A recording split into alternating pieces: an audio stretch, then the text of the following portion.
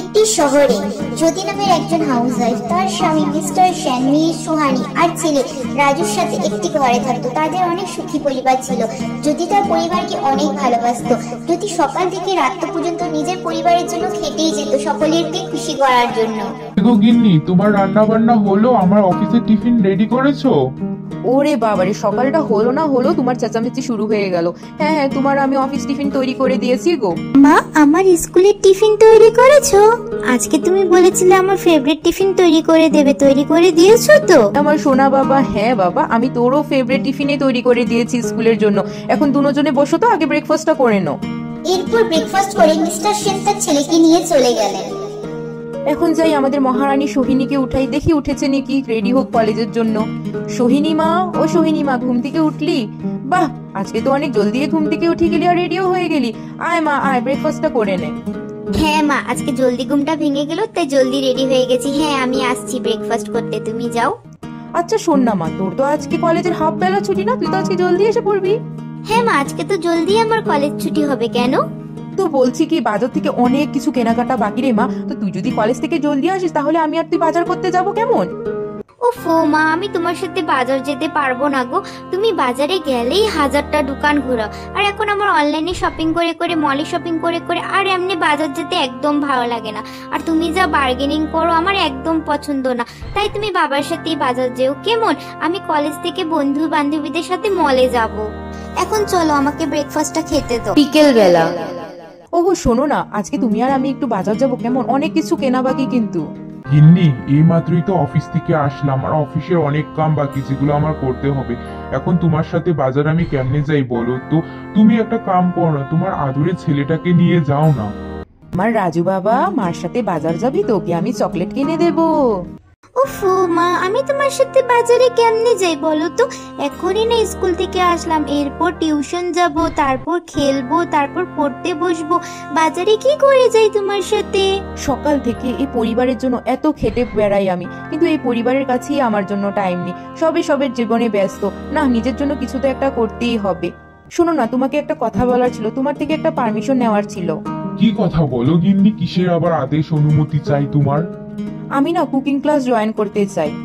কি, তুমি এখন কুকিং ক্লাস জয়েন করবে? এটা কি তোমার বয়স বলো তো কুকিং ক্লাস জয়েন করার? আর তুমি কুকিং ক্লাস জয়েন করে বা কি করবে? ঘরেই তোমার কাম শেষ হয় না, আবার বাইরে কুকিং ক্লাস। আর তুমি শিখো বা কি করবে বলো তো? আমরা তো তোমার রান্না অনেকই ভালোবাসি। হ্যাঁ তো মা, বাবা তো ঠিকই বলছে, তোমার ঘরের কামই শেষ হয় না, তুমি আবার বাইরে যাবে কুকিং ক্লাস করতে। আর তুমি কুকিং ক্লাস করো বা যাই করো, তুমি তো বানাবে তোমার ওই আলু পটলের সবজি। তাই কুকিং ক্লাস করে কি লাভ বলো তো? খেতে তো আমাদের ওইটাই হবে।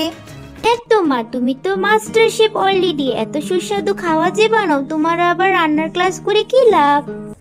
না, ওভাবে বসে থাকলে হবে না, কারো পারমিশন নেওয়ার দরকার নেই, আমি নিজেই কুকিং ক্লাস জয়েন করব। এর পরের দিন জ্যোতি তার ছেলে আর স্বামীকে স্কুল আর অফিসে পাঠিয়ে, নিজের মেয়েকে কলেজে পাঠিয়ে তাড়াতাড়ি করে সমস্ত কাম করে ছুটলো কুকিং ক্লাসের জন্য। ও মিসেস সেন, আপনি আমাকে ফোন করেছেন না কালকে? আসলে কি এই বয়সে তো কেউ আর কুকিং ক্লাস জয়েন করে না, তাই একটু হতভাগ্য হলাম যে কেন মিসেস সেন জয়েন করবে। আচ্ছা কিছু না, আসুন ক্লাস করুন। এরপর জ্যোতি প্রায় প্রতিদিনই কাউকে না বলে সে কুকিং ক্লাসে যেত, আর সেখানে গিয়ে নানা রকমের রান্না সে শিখতো। আচ্ছা মিসেস সেন, শুনুন না, আপনি তো এই কয়েকদিনে অনেক কিছু রান্না শিখে গেছেন, তো একটা বড় কুকিং কম্পিটিশন আসছে, আপনি কি পার্টিসিপেট করবেন? হয়তো আপনি জিতেও যেতে পারেন। কুকিং কম্পিটিশনের দিন। শোনো, আমি না আজকে একটু আমার বান্ধবীদের সাথে দেখা করতে যাচ্ছি, কেমন? আসতে একটু দেরি হবে।